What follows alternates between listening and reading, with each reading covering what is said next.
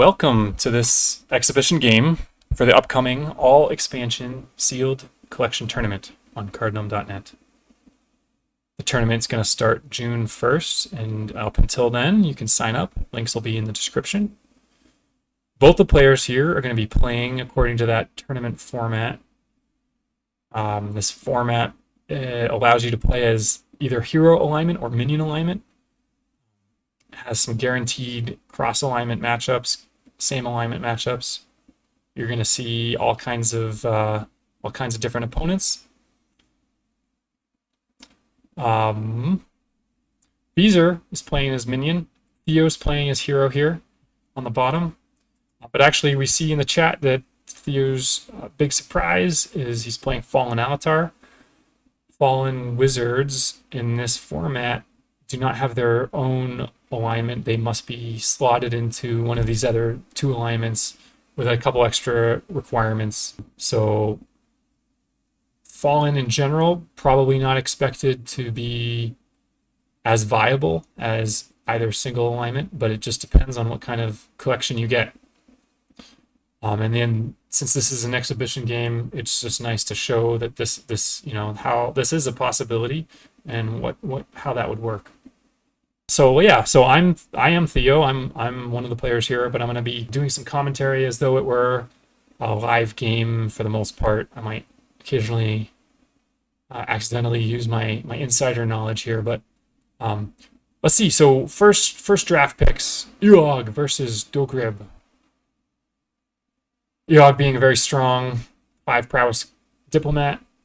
Because of the fallen alignment, it seemed like maybe Beezer hadn't properly staffed his draft pool.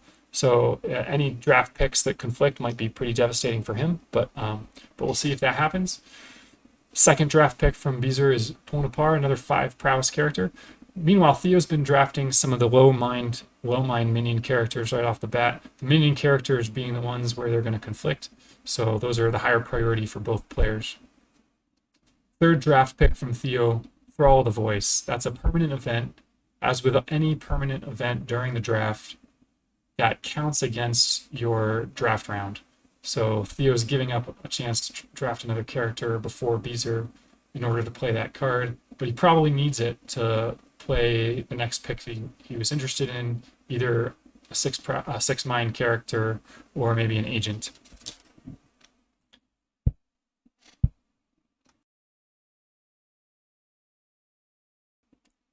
Beezer's third character, Asternak, another 5 prowess character, diplomat. A pretty strong 5 mind character for minions. Being a diplomat with 2 influence gives him a pretty good chance for factions, along with Eog, who's quite good at work factions. And Beezer's already declared he's starting at Minas Morgul. So we'll see how faction oriented he is down in the southeast there. Theo using Thrall to bring out Celeborn, probably one of the strongest Fallen Wizard characters, one of the few 6 prowess characters available to Fallen Wizards. And then Beezer showing, again, another permanent event that counts against his draft pick, open to the summons to let him play an agent. One thing I hadn't noticed at the time that we can see here is that Beezer's lineup is actually not a legal starting company. You're maxed out at 20 mind total for all the characters you want to start, and open to the summons does not lower that mind for that restriction. So Beezer's actually starting with 21 mind characters. I didn't notice that at the time. I think it's just been a little while since Beezer's played, so he probably just forgot about that rule himself. So we're going to play it as is, but in general, yeah, you need the mind of all your characters to be 20 or less prior to any modifications. Let's see. Let's just kind of compare both companies while the players are kind of sorting out their hands here. Beezer's lineup, like I said, lots of strong 5 prowess characters. He's got 2 rangers with a backup of Juma, and it looks like he has kind of a throwaway scout with a Sly Southerner's quite good as a throwaway scout. Take a hit, but live with his high body. See if that comes into play in his favor later on. Theo's lineup, similar to Rangers. He's kind of got a decent set of high prowess characters again, but generally lower body with Erkenbrand, Dogrib, Luchtbrand. Has the low mind scout in Luchtbrand. Let's see. Yeah, looks like a pretty solid party. Otherwise, maybe the interesting things that we're going to see here. Whisper of the Rings. That's a card that I want to highlight. Can only shows up in Balrog. So normally that would never be seen in a sealed format. Balrog's not got normal packs, but this format kind of found a solution for that. And we get to see not only cards from Balrog, but Fallen Wizard alignments. Really, potentially a lot of diversity in terms of card play, which is, I think, part of the fun of sealed.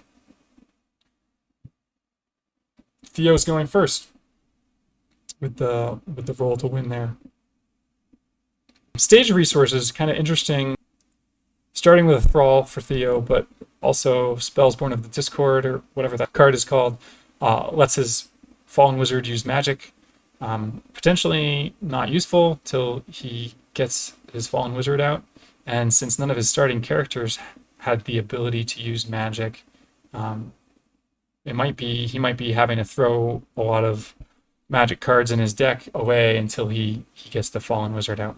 Immediately playing blind to all else, which is going to work really nicely with the Whisper of the Rings, reserving Dwarven Ring of Durin's Tribe, doing some company arrangement, it looks like, to kind of manage things.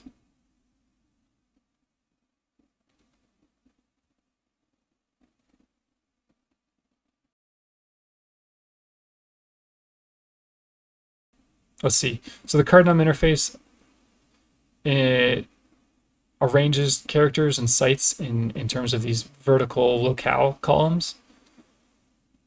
And the convention for players is that company is defined as having a locale in the furthest left column of characters in that company. Dark Tryst, a very nice card, especially opening turn. Gives you that many more options to play an extra character or figure out where your company wants to go, leaving the haven. This is going to kind of reflect some of the power of the Fallen Wizard alignment in general, having access to both minion and hero characters and resources. Of course, the limitation of not being able to put 3 repeats of a card in and only being able to put 2 is not as strong and sealed. So Fallen Wizard has some real advantages there. The downside of Fallen Wizard in this format is that marshalling points, of course, are not worth full points without stage resources or wizard abilities. And in particular, you wouldn't expect to have access to all of the normal stage cards to make all of your different marshalling points types be worth full points. So almost certainly Fallen Wizards are going to be giving up at least 1, if not 2, types of full marshalling points, depending on the Fallen Wizard, of course. And it'll be interesting to see. I'm not expecting Fallen Wizards to be particularly viable, but there might be certain sealed collections for which it is.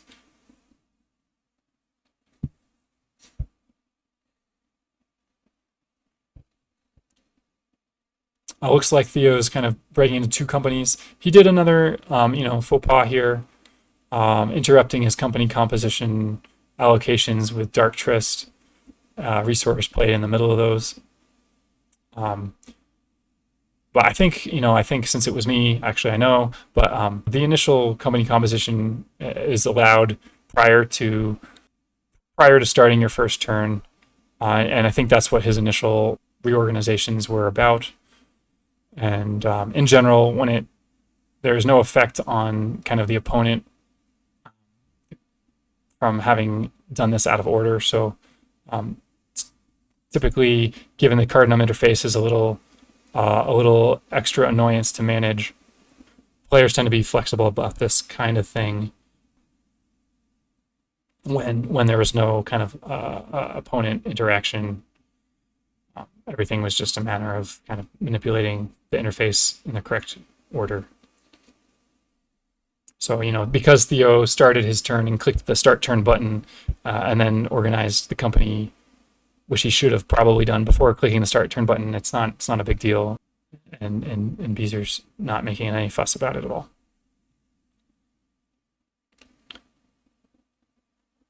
Right, we were just they're chatting in the chat there about the company composition conventions of locale 10. So Theo's got two companies of 3 right now, with locale 10 kind of showing with the site that that's the start of the next company.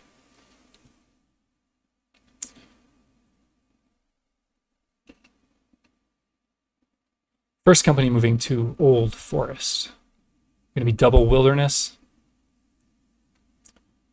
This company's got the lower body characters of Dogrib Erkenbrand. He's chosen to bring Feely along, and we'll see a Light Drake.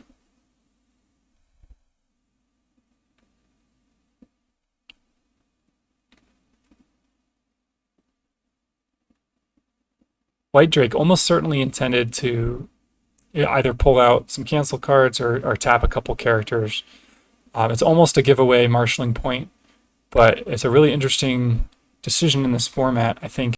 In the sealed formats in particular, I would say, Theo tied and doesn't get the marshalling point for that one, although it was expected. Right, so in any kind of sealed format, your character pool is a lot more limited and maybe a lot less optimized. So managing your influence, managing your general influence, your direct influence, a bit trickier in sealed. So any kind of character loss that you have is going to be potentially pretty tough to replace. If he loses Erkenbrand, he might not have a replacement character with 2 direct influence to be able to handle one of his 2 mind characters.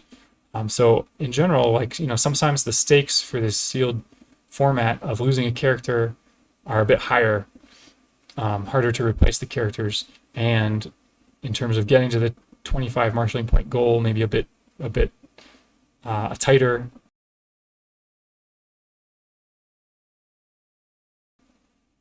We see that Theo was able to claim Brigands, and the second company is moving to Grey Havens, a fairly conservative move for a Fallen Wizard from White Towers. It's just a single wilderness and free domain.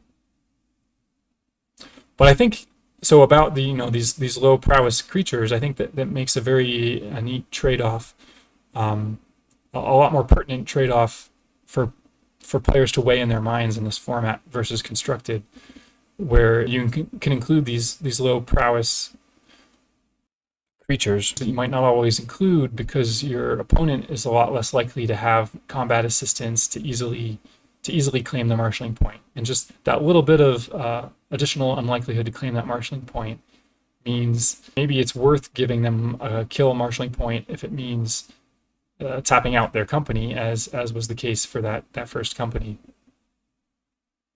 That means you're choking up your opponent's hand. If you're only giving them 1 marshalling point, they were probably going to get that anyway from the resource play. And if you can give it to them, but choke up their hand, slow their hand down, their deck down a little bit more while accelerating your own, that can be worth it. No hazards for the second company moving to Grey Havens, and we'll likely see faction attempts there. But we can see without some kind of resource support, the faction check is going to be a bit tricky for Theo. Again, downside of Fallen Wizard, not having access to those higher mind characters with generally a little bit more direct influence. Typically, Fallen Wizards make up for that with either Wizard Myrmidon or some other, wizard-specific card that increases direct influence of a character, Nope, Theo doesn't quite make the influence check and is going to lose that faction. So, Theo's not using any of those stage resources here, opted for the spells Born of Discord, and possibly just didn't have that in his collection when he built the deck.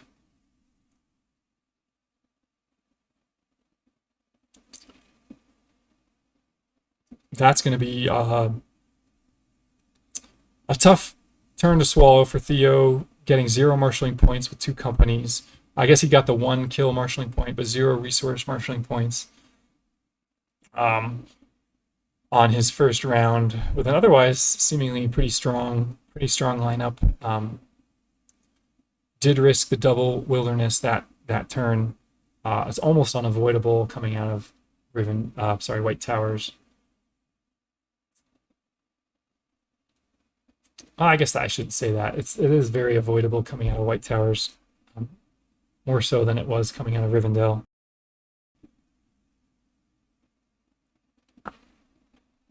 All right, first turn. First turn passing over to Beezer. Beezer lining up his characters in a similar fashion. Granted, maybe that would have been just as sensible prior to Theo starting his first round, but it's perfectly fine since it makes 0 difference on opponent play at this point. Immediately revealing as Uvatha. There's a handful of ring wraiths that have pretty decent abilities while they're sitting in havens, and in the sealed format, you're not really expecting to see a lot of ring wraith movement. You might have been lucky to draft. You might have been lucky enough to have opened 1 or 2 movement cards, but certainly not enough to kind of base a whole strategy around.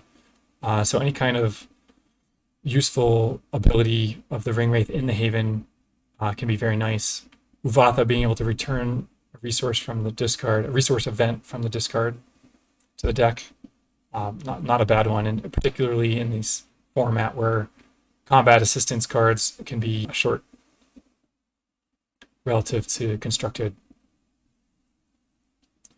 Uvatha's other nice attribute being his direct influence means he could potentially influence a faction in the haven or bring out another 2 character marshalling points.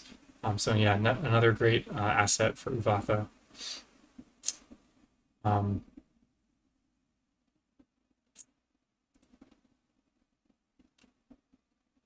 Looks like Beezer is planning to keep his other 5 minion characters together in one company.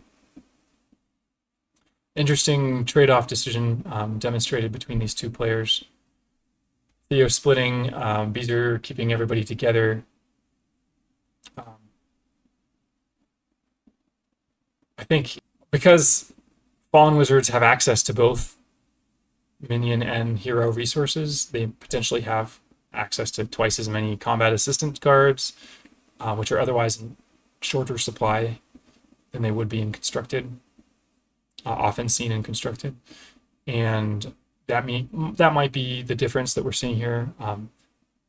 Theo feeling a little more comfortable splitting into 2 companies, a little riskier without the support than Beezer.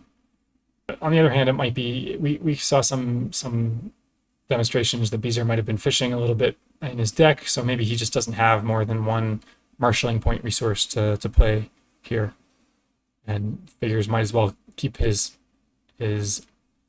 company together at this point.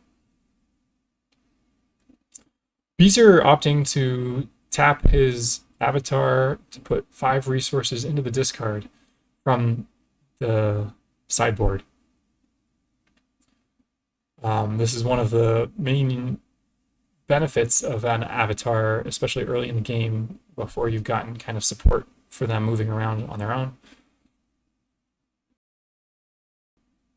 But 5 into the discard right off the bat, it might suggest that Uvatha is planning to move later. The reason to prioritize 5 resources right away versus just 1 straight in the deck could be that Beezer's trying to set up for long-term planning after he cycles his deck the first time, making sure he's got plenty of additional marshalling point cards to try to play.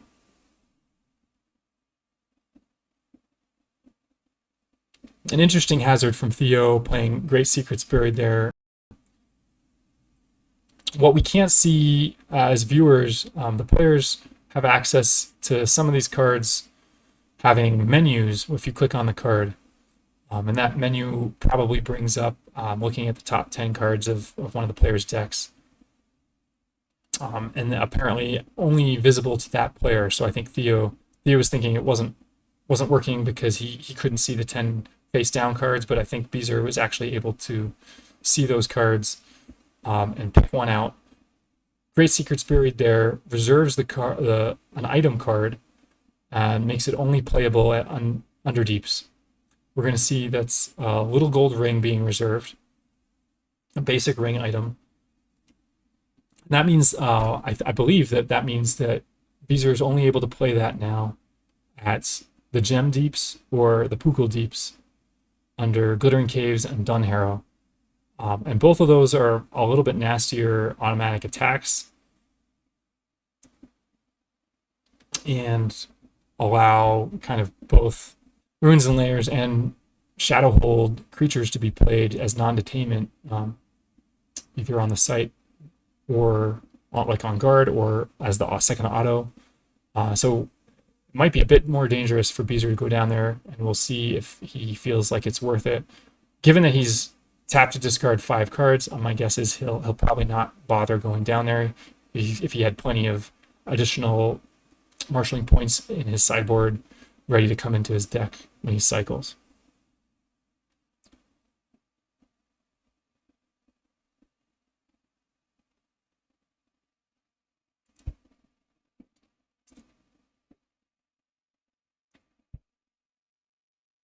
You can see that both players here are placing on guard cards on havens. Very unlikely to be any particularly useful card for being on guard, but it does give you as the hazard player an additional chance to kind of cycle your hand a little faster.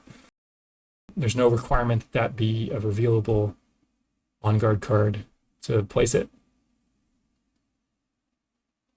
Main company moving to Raider Hold through what should be 4 regions. It looks like Beezer accidentally opened the Dream Card map instead of the standard ice map for this additional Wilderness era Stan. So ignoring that, it's going to be the 4 region movement, but 0 Wilderness is a little bit tougher to key something, perhaps.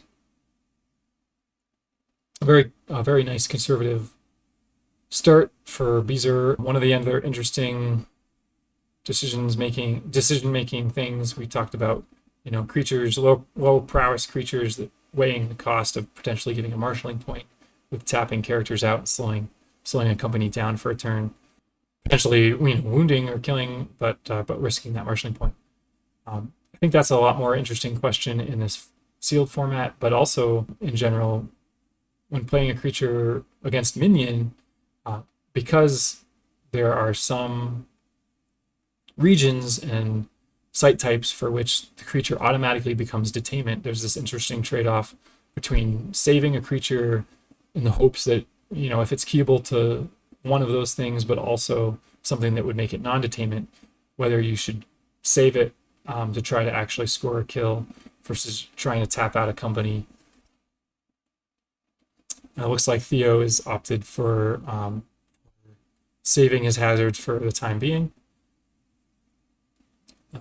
5 characters is quite a bit to try to tap without a pretty decent hazard lineup.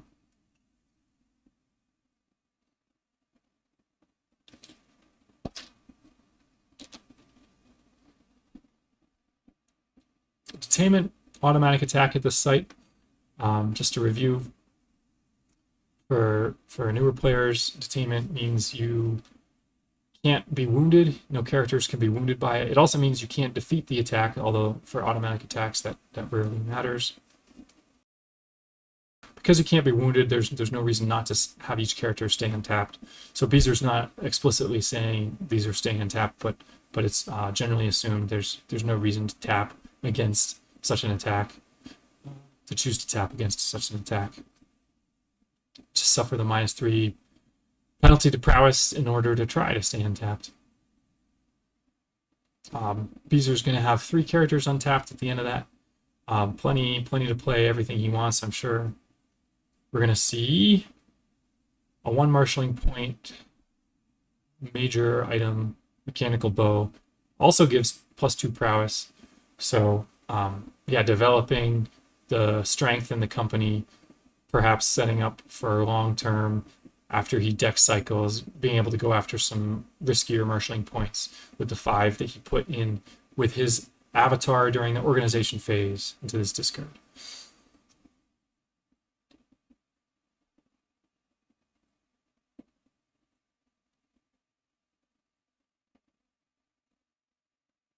So after 1 round, both players picked up 1 additional character and 1 additional marshalling point. On the whole, I think hard to say. Doesn't seem like either player is pulling away right now.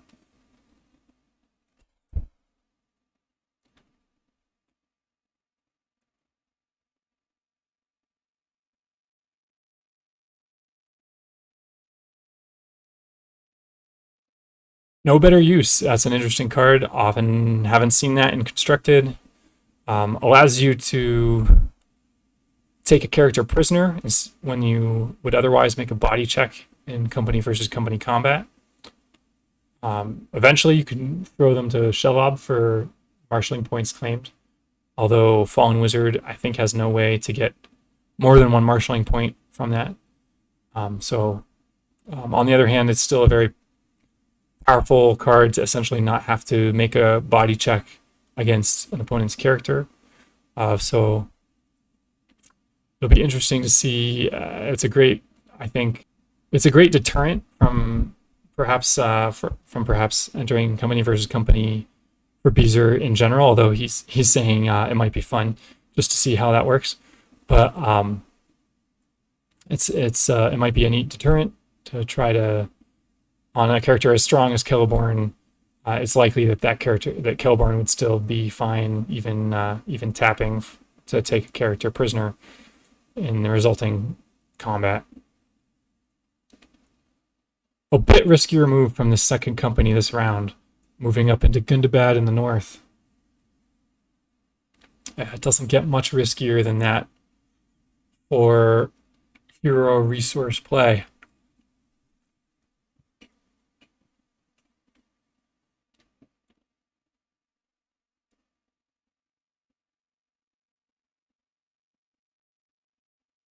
It's risky not only for the move this turn, but knowing that your opponent you're kind of stuck in this dark domain for the turn after, and unless Theo happens to decide to go down to the Underdeeps, in which case, that's also plenty nasty.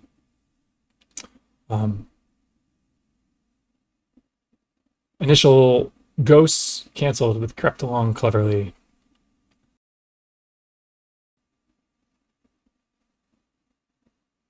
We'll see a lot of this event play, combat assistance of Fallen Wizards being able to use both hero and minion combat assistance cards. Gives them a bit of an edge as far as maneuverability. Cave Orb comes out. At this point, this is almost a guaranteed wounding for 1 character. That's why it's good to have these throwaway characters in your company. Lutpran looks like, oh no, he's going to cancel it rather than risk getting wounded.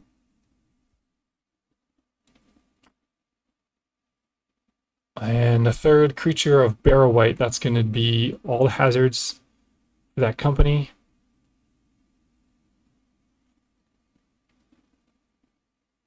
Whether that would have been better to cancel than Ghosts might be a bit of a toss.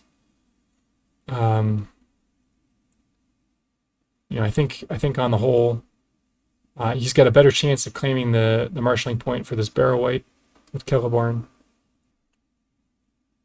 but a bit riskier for Celeborn rather than for Lootbrand. You'd rather risk the low marshalling point characters generally.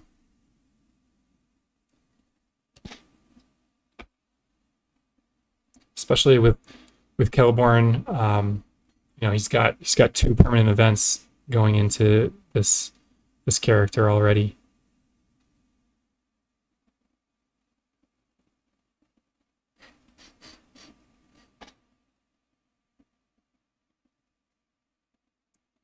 That's not going to be enough.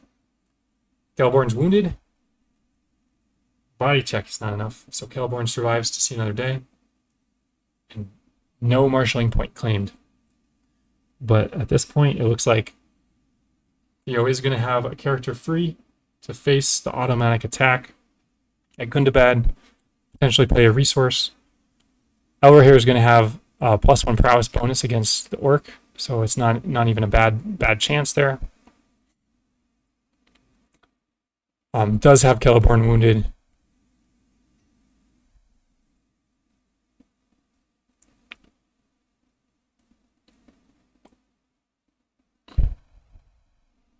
And the players are discussing Para White forces a corruption check at -2.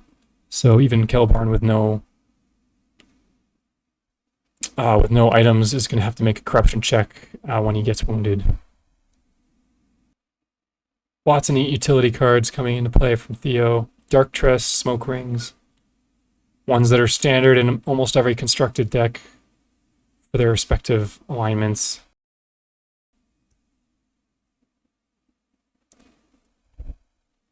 Getting to use both as a Fallen Wizard is a neat advantage.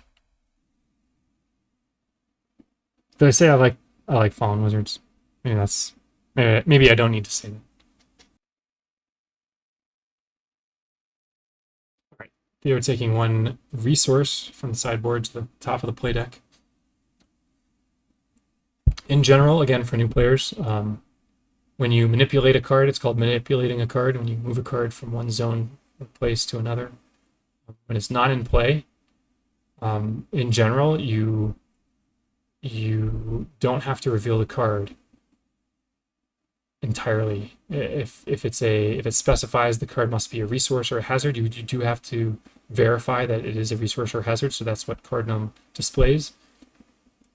Otherwise, if you need to reveal any other information about it, like confirm that it's an event or a character, sorry, not a character.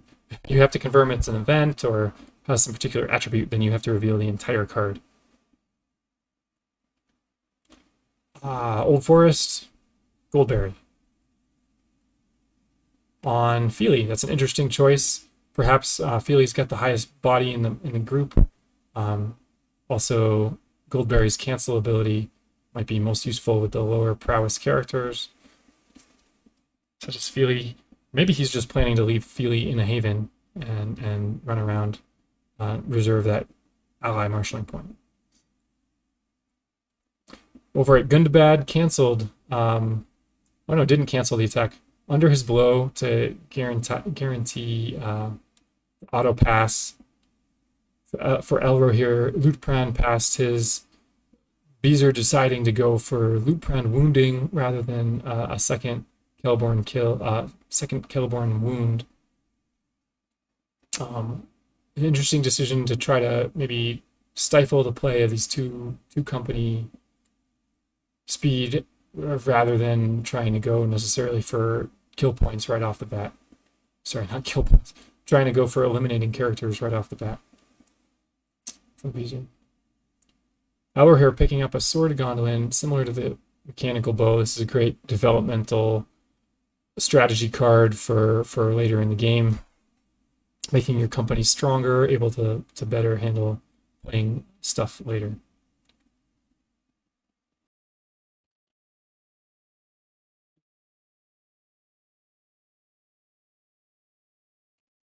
What else do we have to chat about? Beezers? You should have something on reserve every time we get to the end of a player's turn.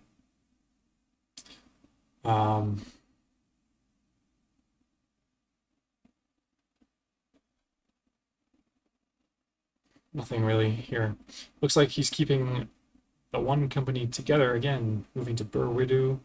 It's going to be a Shadowland Wilderness.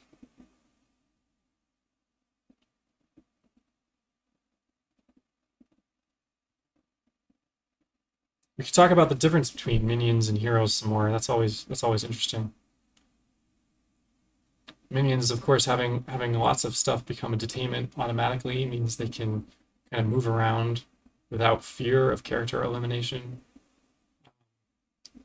or with minimal fear of character elimination in basically the whole southeast area of the map. Picking up plenty of factions and major items and things.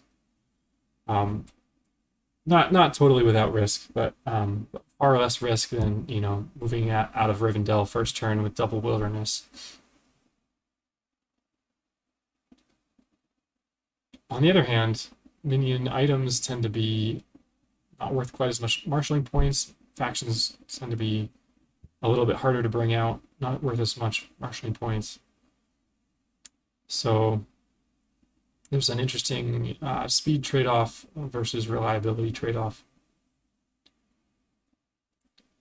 between these two sets.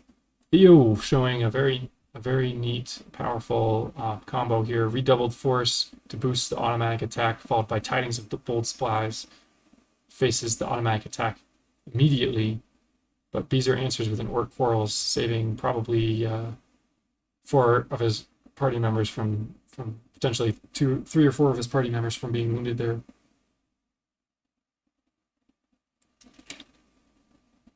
However, the redoubled force is going to be maintained on this site, and that's going to make it a very scary one for Beezer. Instead of facing a single troll, 10 prowess, which he could do with minimal risk with Yogg, he's got now 4 trolls with 12. So I think we're gonna see Beezer probably play on the conservative side, given that he used up his Orc Quarrels on the Tidings of Bold Spies attack.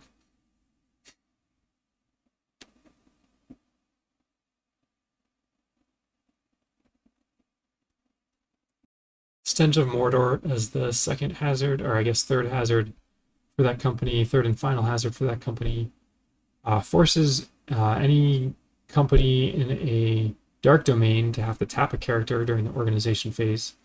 That's actually going to affect Theo his next turn, since he's in Gundabad, and not have any noticeable effect on Beezertheturnip immediately, but setting that up for a longer term, that does shut down any, or that does, you know, hinder any plans of going to Dol Guldur or going to Gorgoroth, for example. Gorgoroth, I'm not sure. Hinders those plans, since he's already got the no better use. It might be that Theo's kind of, again, thinking of the longer term company versus company viability versus maybe discouraging Beezer from getting too testy. If he starts moving to the north, he's gonna want to have Dol Guldur available as a place to heal for company versus company combat, or you know, potentially for other dragon automatic attacks or other big attacks, places that you might kind of throw the Southern Spy at to absorb a hit from a dragon automatic attack and heal them later. I was actually talking to, so, you know, just because we have some dead time here, I was talking to Beezer after the game.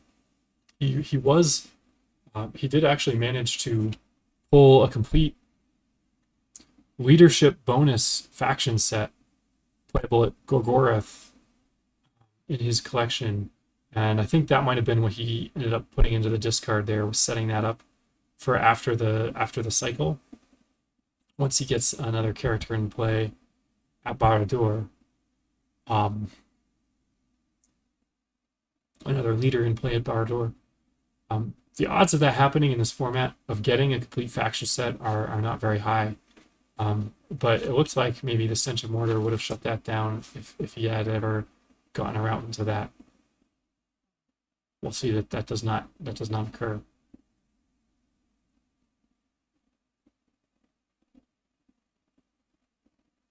I guess it doesn't necessarily shut it down as much as makes it a little bit more annoying to pull that off.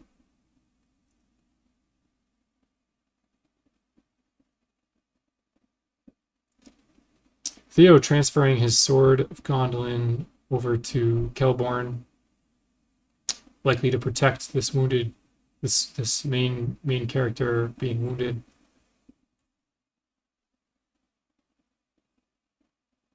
Both companies moving, having played resources in the previous turn.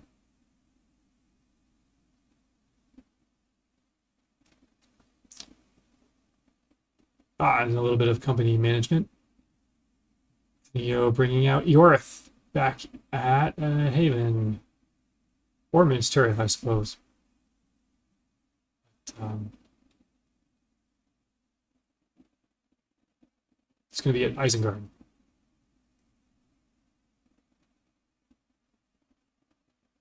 Good timing now that his Sage is wounded.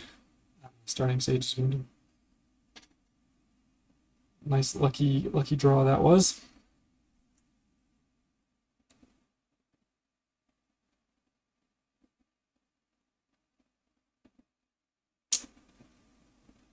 Iorth I like a lot as a Fallen Wizard character. Foul Smelling Paste being a very much more viable, in my opinion, quite a bit better than Healing Herbs for heroes. Theo opting to not return to a haven to heal, Kelborn, but pushing on toward the Lonely Mountain. Single wilderness, but it does have that shadow, that dark domain in the site path. See what kind of hazard risk this is. And Lootbrand being tapped by Stench of Mortar.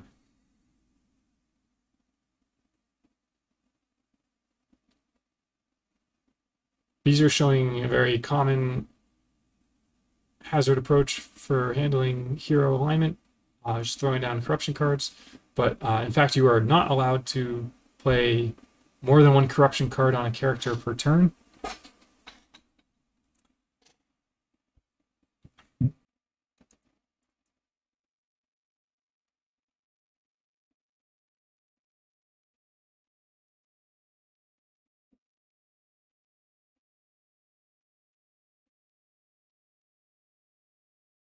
So Beezer will end up distributing that a little differently.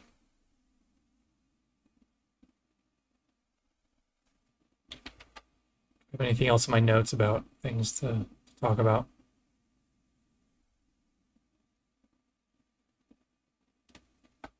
Not really.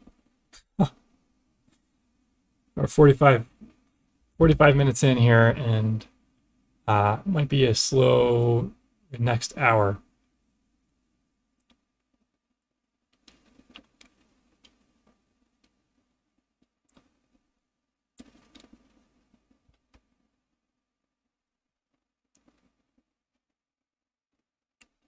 Definitely a lot of risks in this this move to Lonely Mountain.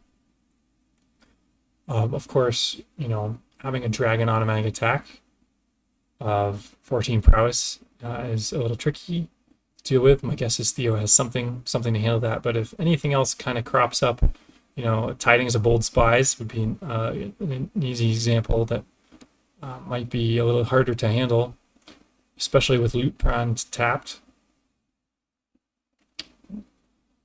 The other thing this is opening up is potential for company versus company combat for the first time in the game. Over here at the Lonely Mountain, Burwadu, Beezer's company's site is only 2 regions away. Be a pretty easy move up into the north. It might be the case that Theo is actually baiting Beezer. So far, Beezer's had no moves of 2 wilderness and could easily continue moving around there, playing major items and factions and things without moving through double wilderness. So it might be the case that Theo's actually trying to bait that a little bit. No better use on Celeborn is not going to be useful since Celeborn's already wounded. Okay, so it looks like Call of Home was resolved first, not successful. Lure of Expedience distributed to Elrohir, and then the corruption check from the Lure of Nature on Celeborn was successful. Celeborn runs away with his sword after having been wounded by a Parawhite.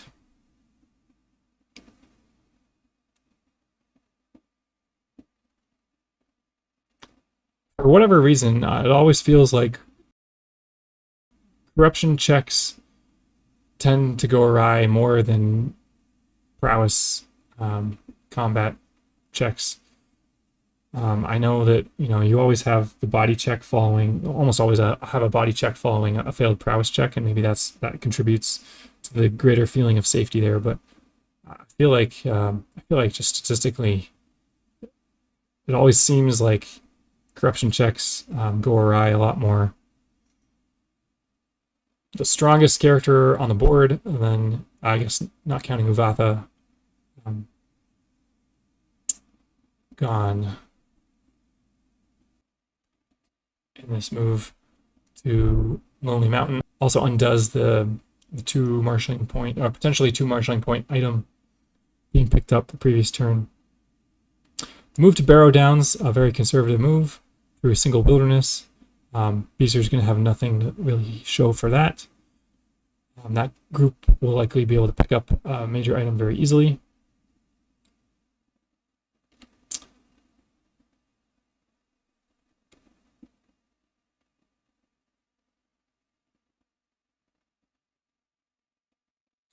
And Eorith as a third company, seeing no hazards. Beezer placing nothing on guard there suggests he probably has a pretty decent lineup for what he's planning to do in his next turn. And we'll see that Theo has started to pull away in terms of deck efficiency a little bit, although give it another round to see if that persists.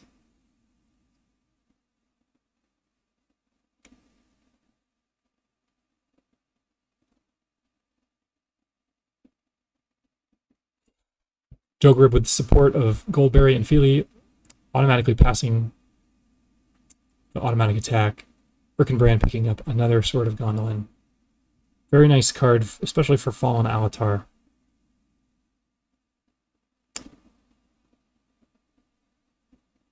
Fallen Alatar getting full points from kill marshalling points of all sorts.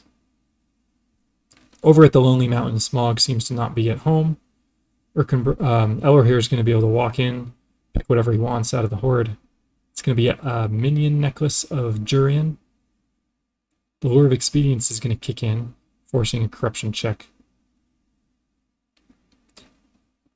And Elrohir is going to run with the necklace of Jurian. Second failed corruption check for that company. That's a tough... it's a tough thing to stomach.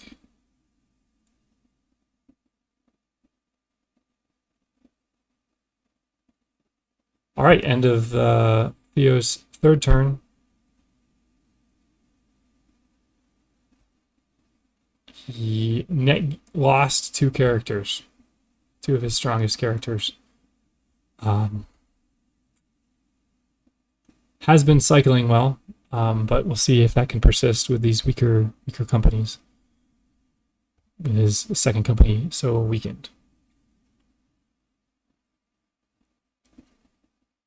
Back over to Beezer.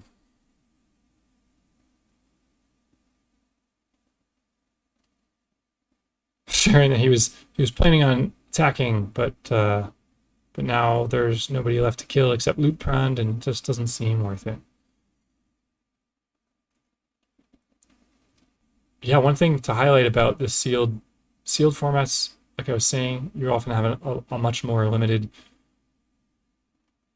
distribution. You obviously have a more limited set of cards to draw from, and I think that changes the distribution that people tend to see in decks. It's very unusual to see a hero deck, hero or fallen wizard deck based around playing lots of items with lots of corruption that doesn't have some kind of support for corruption checks or support for corruption card removal. But in this format, you just don't have the options. Most players will not see a single Marvel's Told, which typically runs standard 2 or 3 in a deck, let alone Fallen Wizards running 4 with Marvel's Told and Voices of Malice.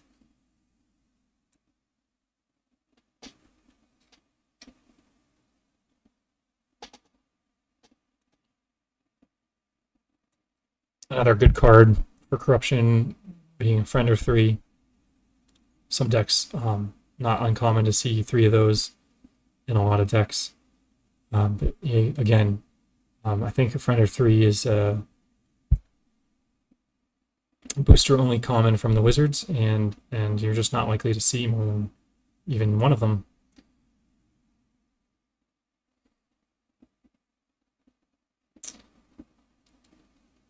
Heading back down to Dead Marshes, again a short region path here, single wilderness.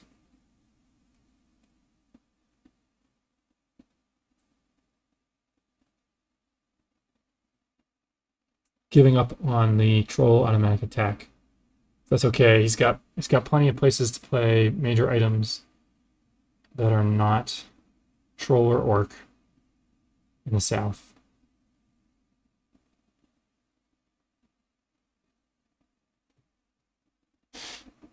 No hazards to be seen for that group. All right, doing a second session here.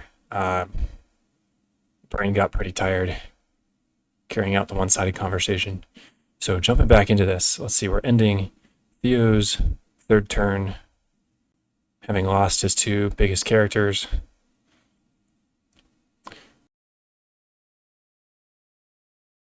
I thought one thing might be fun. As I was reflecting on the first session of commentary, I could try to do different accents. I'm a little known for trying to do different accents. There's an on guard, sellswords between shotters. It's 2 at 11, and it would be detainment, except at Dead Marshes. That's one of the few sites, I think it's something like 6 or 7 sites that minions have, that ring wraiths have, that causes creatures keyed to the site to attack normally, not as detainment.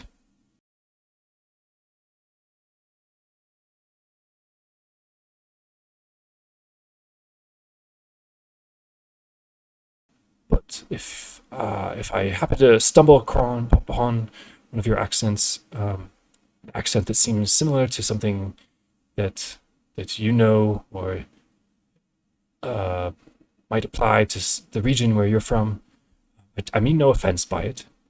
It's not intentional. I found at an early age that I happened to just kind of unintentionally take on the accents of others.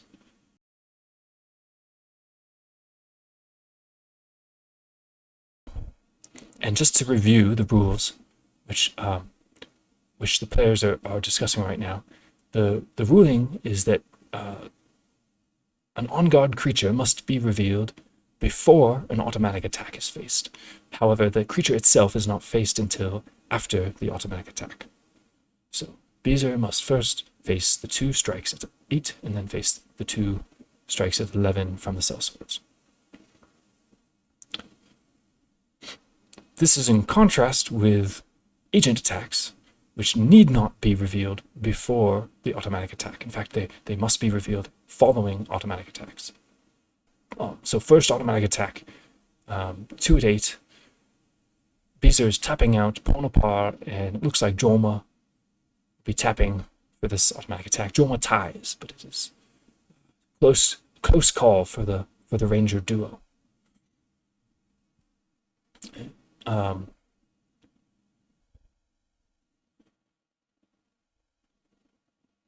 Right, so now Beezer moves on to face the sellswords between charters. It's a funny idea to me that the creatures that were wandering around wait until the attacks at the site that are normally there, the home team, say, wait until they are disposed of, and then they step in. They are not risking their own necks, even though it's not their home. Perhaps they themselves are waiting to get by the automatic attack. I don't know what the storyline is there, but it's an amusing idea to think about.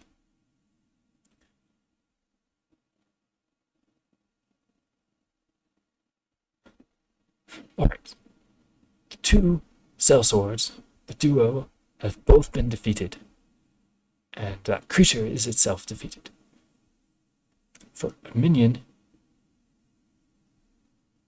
an orc is not allowed, half-orc is not allowed to take it as a trophy. That is a little bit fuzzy, perhaps, since that rule comes from White Hand, which says it is for fallen wizards. However, the rule seems to be for half-orcs in general, seems to be defined for half-orcs in general. And we have no reason to expect that that's not still the case.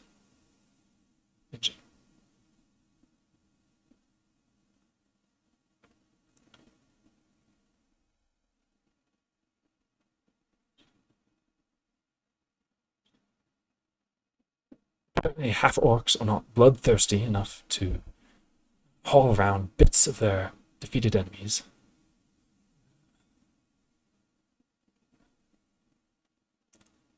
Even if they are hanging out with other orcs and trolls.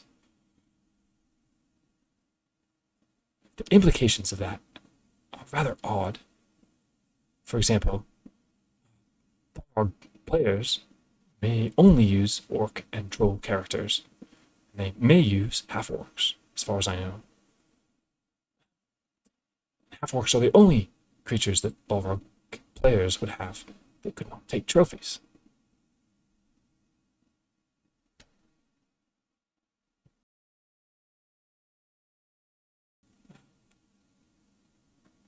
Perhaps their backpacks are not large enough. Knapsacks? I suppose in Britain it would be knapsacks.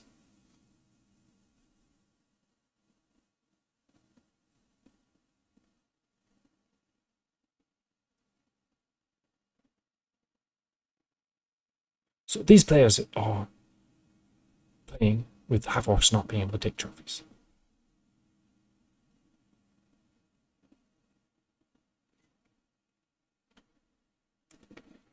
Beezer then picks up a second mechanical bow on his other half-orc, Sly Southerner.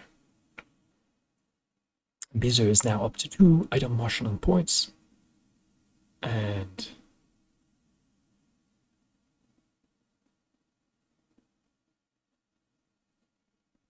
it also says that he is at 2 miscellaneous marshalling points. I don't quite understand where those are coming from. I think that might be a mistake. It looks like he added the miscellaneous marshalling points and then maybe took them off the total. But the total is correct at 9.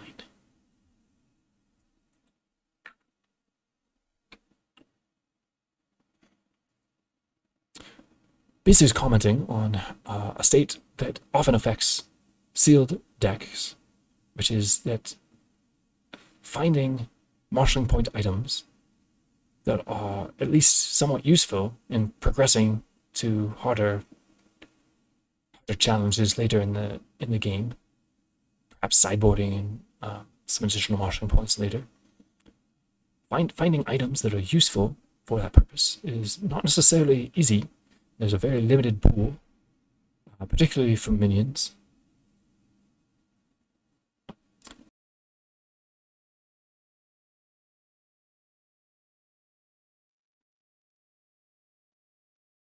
And Mechanical Bow, being from White Hand, might be the most common of those in this format.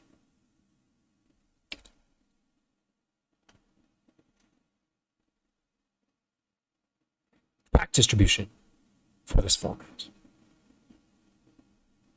I will get back to in a minute, but I wanted to make sure that the viewers are paying attention to the fact that Fortress of Eisen was played by Eorth in Isengard to protect Isengard. Now, I have no idea of what use that is for Fallen Alatar. Perhaps there's going to be some descent into the Underdeeps, which would be very exciting. But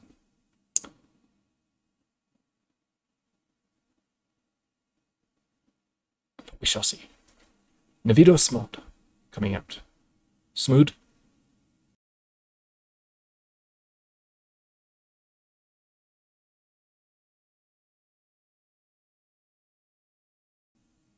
Navido Smooth.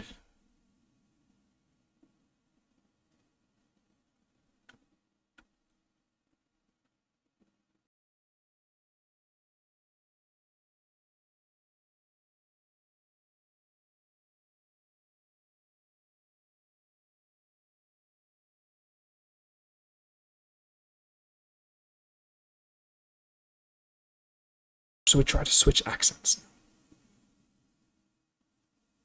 All right. So now in Isengard, we're going to see that, let's see, Cardalon and Endildwaith, Gap of Eisen.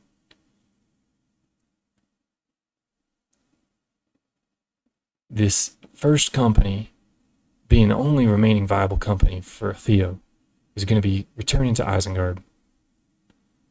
Perhaps a rendezvous with Navido Smooth and Eorth. Liutprand is unfortunately out of range of any Fallen Wizard haven that Theo has in play right now. That is one of the downsides of going into Dragon Country for Fallen Wizards other than Radagast. There's simply no way to heal afterwards. We're going to see a cave worm, second cave worm from Beezer this game. Almost guarantee wounding of a character. Theo throws Dogrib, almost guaranteed wounding. Body check, however, it's not enough. Dogrib lives and will likely be able to heal Isengard next round. Better to face the cave worm on the way into Isengard than the way out.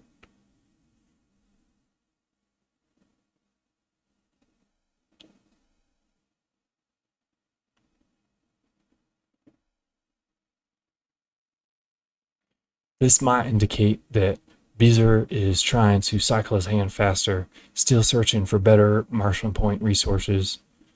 We've only seen the one Marshland Point resource plays from Beezer so far this game.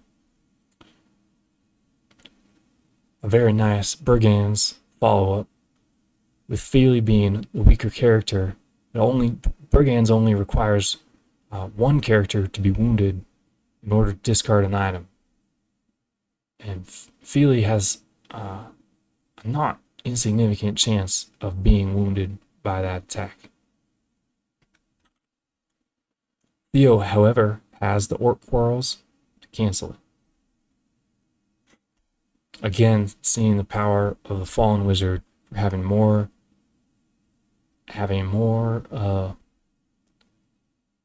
resource support cards at his disposal in order to answer many of the attacks by Beezer.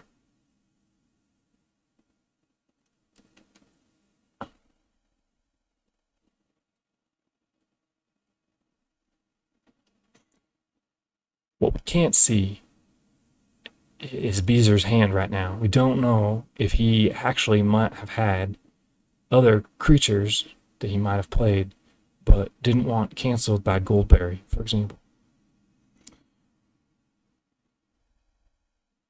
It's a very interesting question. a very neat play to start with.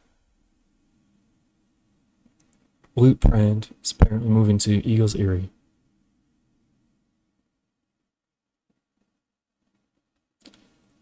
That's a relatively conservative move, since Loot Brand cannot get to a haven to rendezvous with the other characters on Theo's side. This is likely just an intermediate stopover. I wouldn't expect to see any significant plays here, although Gwei here is always a possibility. However, on such a small company of such a weak character, it might be a bit too risky for Theo to risk losing potentially 2 ally points for that 1 turn advantage versus moving back another turn.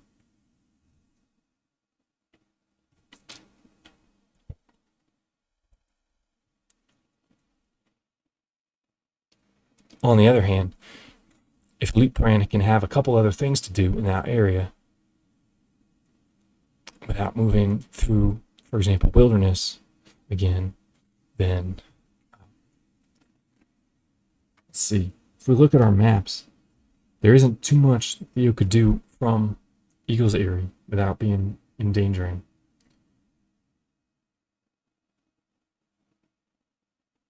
It's got an attempt at Bjornings, attempt at Thranduil's Halls, and neither of those is looking very promising for a 0 direct influence character. I wouldn't expect the ally to come out at Eagle's Eyrie. We could point out here, Theo has not played his avatar yet. So one advantage of not getting the avatar early is he can bring out characters at any haven or at their home sites. He's not restricted to, once an avatar comes out into play, you could only bring a character under general influence now at the same site as the avatar. For Fallen Wizard, who has no influence increasing stage card, it's going to be very hard to bring out any character with mind higher than 2 without the help of another card at another site once the wizard comes into play. That being said, Fallen Altar is a great, very sturdy wizard, the only 7 prowess wizard in the game, naturally. And I would expect Theo to play his avatar as soon as possible. He is already halfway through his deck. Still, we see no evidence that he's got the character that he would need. Theo has incorrectly given himself 2 item marshalling points. So he should be at precisely 4 total marshalling points. Is not the only thing that he's getting full marshalling points for at this point are rings. Doing something riskier. So far, it's been very conservative moves from Beezer. Never more than 1 wilderness.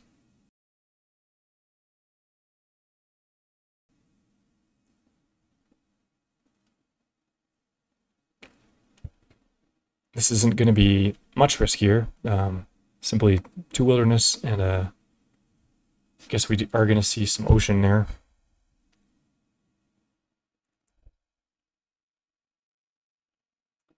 Theo, having played no resources on his previous turn, it will be interesting to see.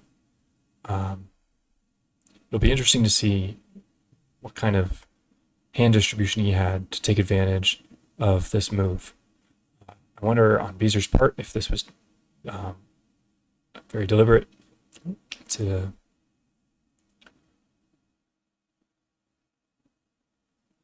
try to get through following a turn where Theo had relatively few resource drops. Hobgoblins, 2 strikes at 10 orcs. That will be non-detainment, keyed to the double wilderness.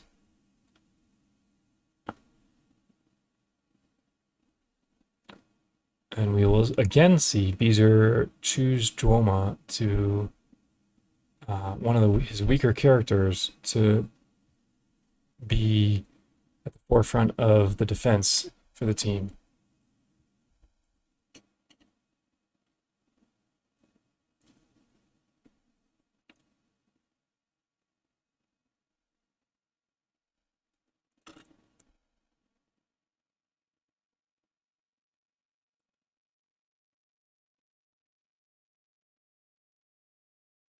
Beezer using an under his blow to keep Astronac untapped.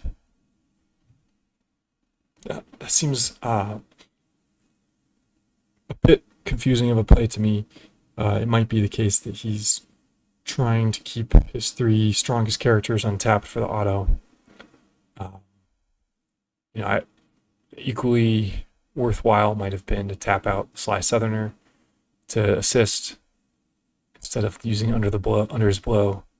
With the mechanical bow, Astronac's at a base 7. So even with the Sly Southerner supporting, it would be 5 versus 10. I might have considered that 1/6 chance of failing there too high. Cave Drake as the second hazard on this company. Theo picking the 2 characters that are wielding bows.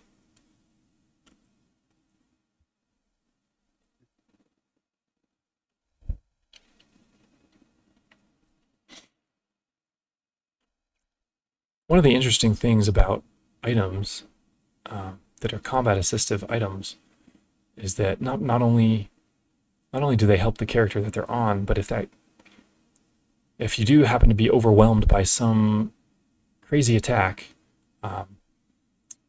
or some combination thereof, I suppose, the bows are actually easier to pass to another character. So say Astronaut gets wounded by this Cave Drake, the bow lowering his body makes it more likely that the wounded character will just simply die, and you'll be able to pass the bow to another character that turn and keep your resource plays going. Uog very unexpectedly getting wounded by this Cave Drake on a roll of 2.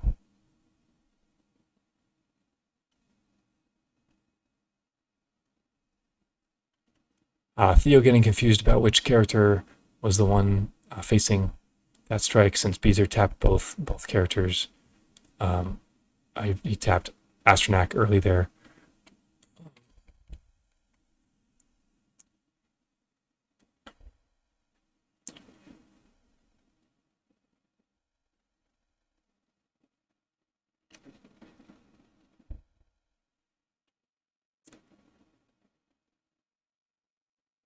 Uog is arguably the strongest character on Beezer's side, so that's going to be a tough blow for him.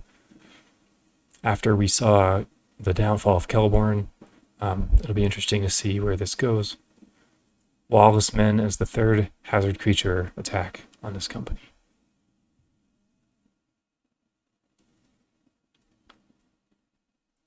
Two strikes at 9.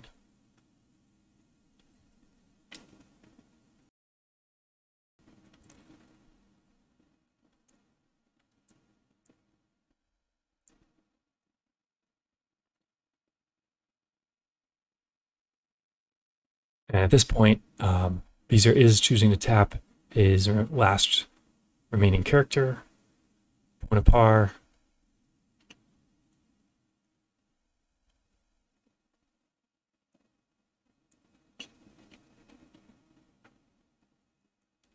And his Sly Southerner gets wounded. Giant as a 4th hazard creature attack on this company.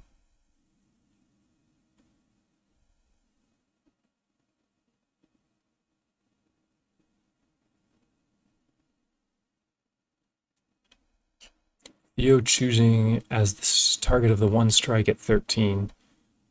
Theo's choosing Astronac. It's an interesting choice. It's not quite a guaranteed wounding, or not necessarily a probable wounding. And in fact, Astronac's going to do just fine coming out of that. In fact, with that roll, any of the stronger characters on that team would have been fine.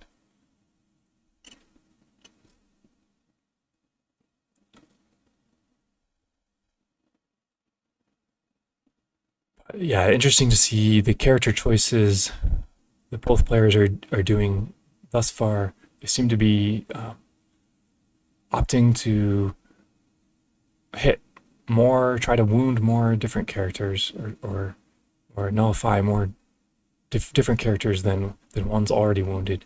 I guess looking kind of for a speed advantage more than necessarily a deck advantage. We'll see whether that effect pays off in the long run. At this point, both players playing very slow resources. Beezer's going to have another turn here where he is very likely not able to play more resources, leaving him at 9 marshalling points after 3 turns.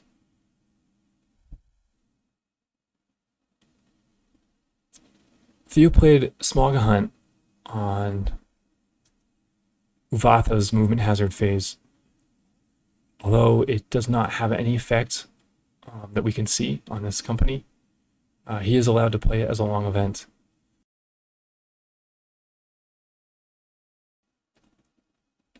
I'm sure that play was based on Beezer not deciding to pursue Luchbrand in the Lonely Mountain, and this company going south to Tolfalas, putting them out of range of Smog for at least 2 turns, in addition to now half that company being wounded. It is very likely that Smog would have to be held on to for at least 3 turns, if not more, to be useful play.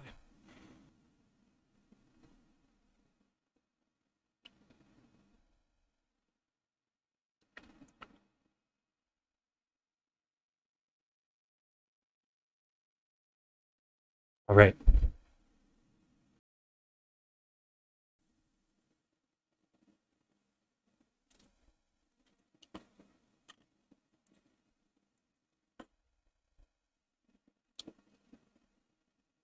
Theo himself, I guess, Luchbrand has also avoided Smog for the time being. I guess that's useful as well.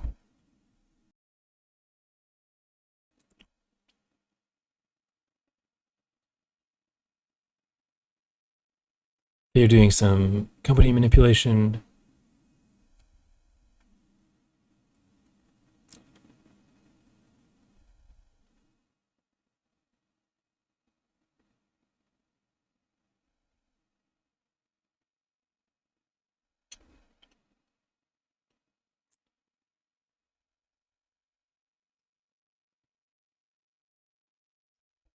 Theo actually has eight general influence free still.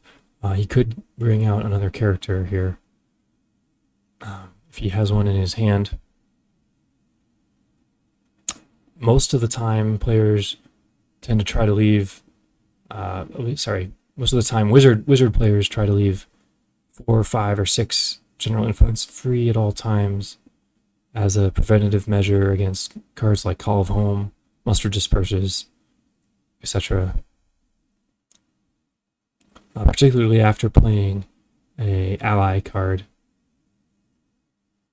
The risk of Call of Home, losing allies in this format is pretty harsh.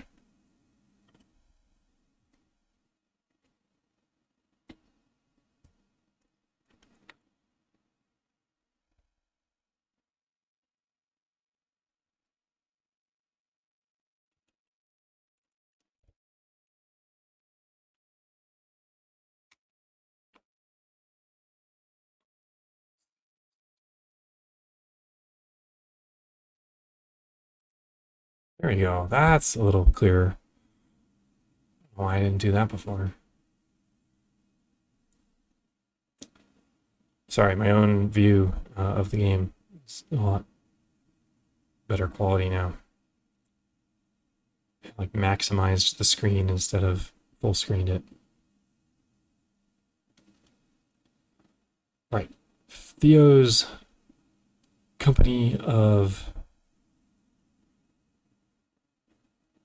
able bodies here seems to be moving to the stones through Double Wilderness and Gap of Eisen. There's been no shortage of Double Wilderness opportunities for Beezer's hazards so far this game. See a Lure of Expedience come out on Erkenbrand, bringing him up to 4 corruption.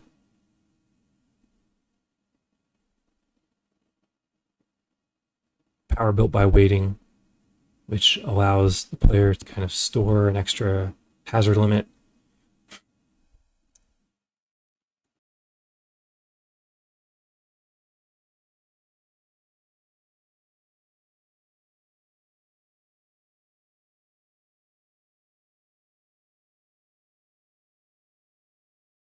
Okay, they made it to the stones.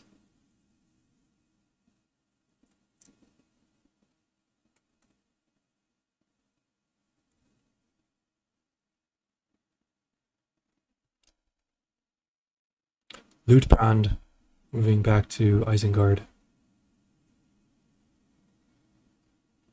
It's going to be a single wilderness. Triple borderland. I really would like to have seen Ice add multiples other than for wilderness and shadowlands. I think multiple borderlands would have been really interesting. Some kind of super brigand would have been fun, for sure. The brigands played against Lutebrand on their way back to the Haven. Theo is actually discording Orc-Drots preemptively in anticipation of being wounded and perhaps to gain the kill point from brigands. It's going to be an easy kill point, potentially, but ends up tying the roll. Not enough this round. Gosh, that's at least the second brigands we've seen from Beezer. I don't remember if that's the third. For sealed format, you do have to, for this sealed format, you do have to follow normal deck building requirements for a 2-deck game, which means you are limited to at most 3 cards, 3 non-unique cards, 3 repeats of any non-unique card in the game. This differs from other sealed card games that I know of, where you're allowed to put in any number of cards that you are lucky enough to have opened in your packs beyond conventional construction limits. That's not the case for this Middle-earth sealed. You're using Treasured Marvels Told, Lure of Expedience from Erkenbrand.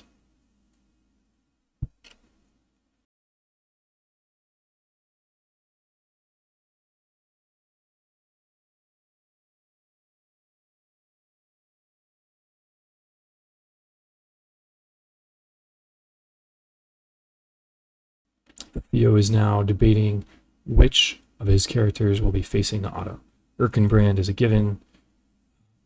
I'm sure he's thinking the risk to Feely might be too high in either form. We have another on-guard card here. Another Lure of Expedience could be devastating for a major item play on a character that starts with -1 to his corruption check rolls, such as Feely, especially when that character is holding a precious ally.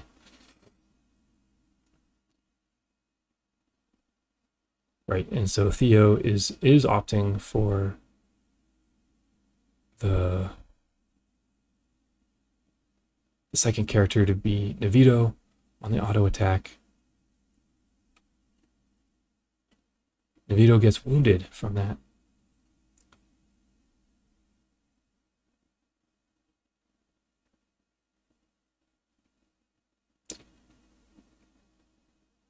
Oh, Beezer's being a very generous opponent here. Theo having no reason to not tap Goldberry to assist in the attack, since she can have no other advantage for the company later in the site phase.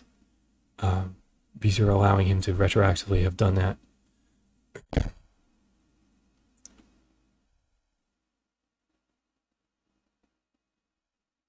Feely is going to pick up a Scroll of Isildur, with Greed being revealed on guard. It's a very lucky removal of the Marvels holding the Lure of Expedience on Birkenbrand. Otherwise, that would have been a corruption check at 7. As it is, we're going to have Dogrib corruption check at 4 passes. Navito, 3 passes. Birkenbrand, 5 passes. And that's going to be it. The character who played the item does not make a corruption check for Greed. Theo getting a potentially very big marshalling part card out of the Scroll of Isildur, although he is yet to get full points for that. It will be interesting to see if he ends up having the Legacy of Smiths needed to get the full marshalling points, or if this is simply a play to go after the Dwarven Ring that he has stored up on his Whisper of Rings.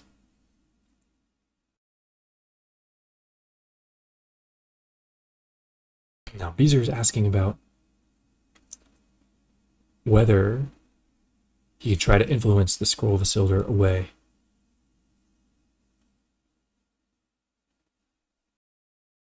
Indeed, having a different alignment of a unique item, you can still try to influence that item away. However, across alignments, you get a -5 penalty.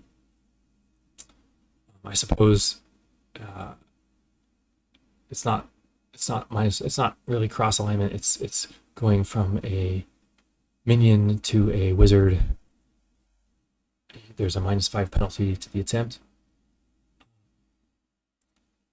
And with Theo's 8 free general influence, that would be +13 to his roll, and making it virtually impossible for Beezer to succeed at that attempt at this time.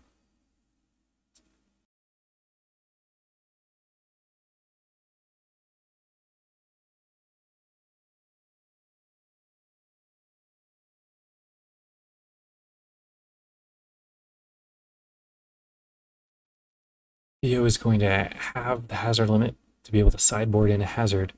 Since Uvatha as an avatar has been revealed by Beezer, he can choose to do this during the untap phase to get an additional hazard into his deck, or 5 into his discard.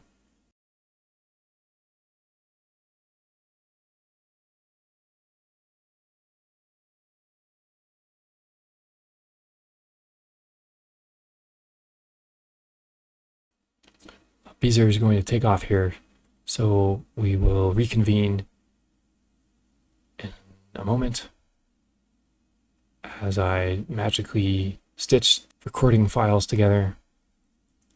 We've ended after Theo's 5th turn, Beezer's 4th turn, Theo having, in fact, not 9 marshalling points since his items are not worth full. Theo should be at 5 marshalling points to Beezer's 9 marshalling points. And we're back. As soon as somebody types text, the chat text will drop. Starting now. Yes, oftentimes loading these saved games can take a long time. Games can start to lag if too much chat happens in the text boxes there. There is a command that both players can enter to clear the chat logs and free up the game memory. I really like the direction that Theo's deck might be going with these rings. He's got Scroll of Isildur out, a Dwarven Ring of Durin's Tribe queued up in Whisper of Rings. He's got Blind to all else to make rings worth full marshalling points. It seems like all he needs now are the actual rings and a way to test them. Normally in constructed format, I think of Gandalf's ability to tap to test a ring to be one of the worst of the wizard abilities, simply because rings are such a fragile source of marshalling points. But in this sealed format, rings can be worth quite a bit compared to other available options.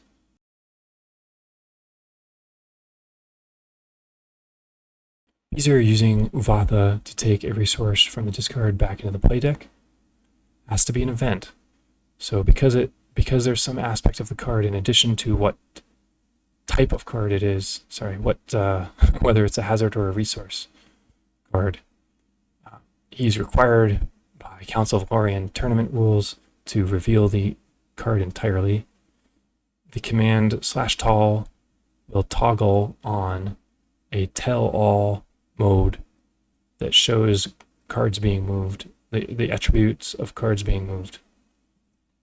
So by toggling that on and then moving the card from his discard to his play deck, it shows in the chat there which card was the one being moved. He then has to toggle it off again with another /tall. Right, so any kind of card manipulation that is predicated on the card being more than just an event or a resource or a character. By default, Cardinum shows events, resources, and characters. This is not always necessarily what you do not always necessarily need to reveal one of those, in particular when you're redecking. It is not a requirement that you swap resource for resource or hazard for hazard. So you just need to swap the same number of cards, and in that situation, you could opt to do a what's the command? Some other /t something, maybe talk /talk or something. I don't know. There's some other command that you can use to turn that off. I think I have once seen that used. It's not very commonly used, since simply telling your opponent whether you're sideboarding in a resource or a hazard is not generally considered worth the time, enough information to be worth the time turning off. Beezer's companies, he's splitting them up into two. The wounded half-orcs are going back to a haven to heal. They will be met by some dire wolves along the way. Theo is assigning the extra strikes to Uog.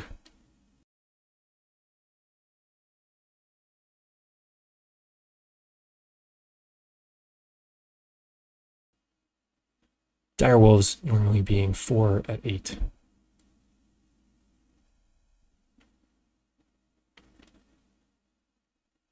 We're going to see a second wounding of the Sly Southerner.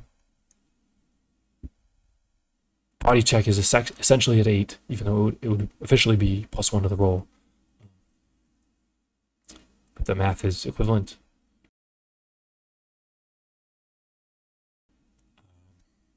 Second roll of 2 from Beezertheturnip, wounding Uog a second time. And that is going to be the end of Uog. First character eliminated in the match so far, returning to a haven after succumbing in battle. what was his first wounding? I think it was a cave drake. Bitten by a cave drake, and then bitten by a wolf. It's just too many things biting him. Now, I imagine the implications for that for Beezer are probably reasonably high. It's one of his starting characters, and Uog is one of the best orcs for influencing factions. He, of course, does have Asternak as a second decent influencer,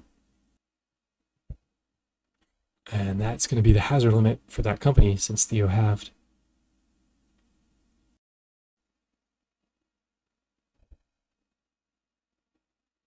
Uvatha again getting a dump on guard card.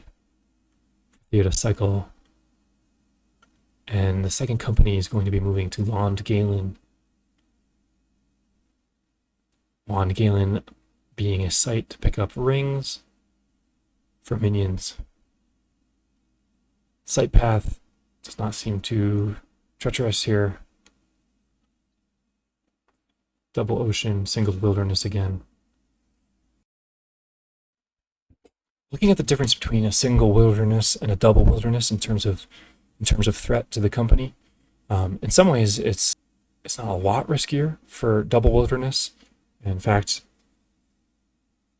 the strongest creature for double wilderness only has one more prowess than the strongest for single wilderness. I'm sorry, let me stop that. Sons of Kings has been played, key to the site.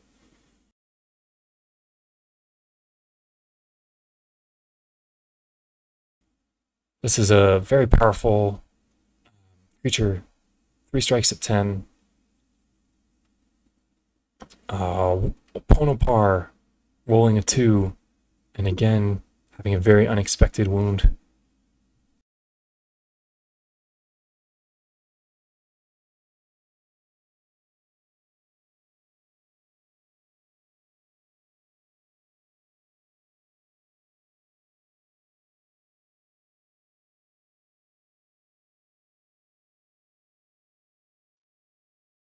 Ponopar is not succumb and lives to see another day. Duoma being a second wounded character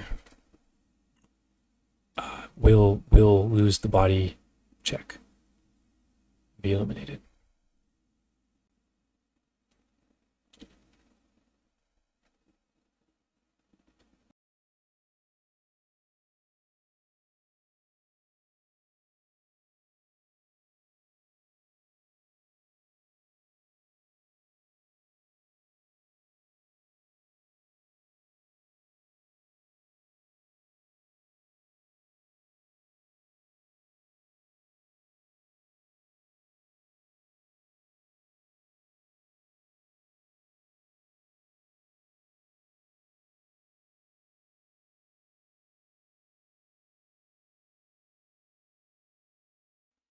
Beezer showing another great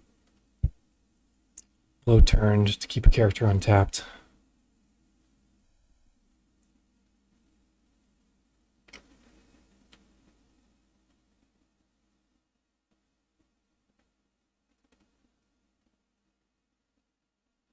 However, as a second hazard, River is going to be played. Looks like Theo is also accidentally putting a card on guard. That shouldn't have been a possibility, given that he had the hazard limit. But I'm sure that both players have unfortunately forgotten about that, since it was on a previous day that having occurred. And in fact, Beezer is now in the chat saying that he is going to conceding discouraged in tournament play. There is a big difference. Even if you know you're going to lose, you usually aren't totally certain about whether you're going to have your points doubled or not, and that does affect the tournament point standings of whether your marshalling points are doubled or not. Since this is a exhibition game, I think Beezer's had enough. Is looking at minimum of kind of 3 turns to reorganize his companies. Maybe he has a couple characters that he can't really replace with Yogg. And that's going to be it for today. So thanks for joining. Thanks for watching. We'll check in at the event itself. Hopefully get a couple more of these. And I'm very excited to see what happens.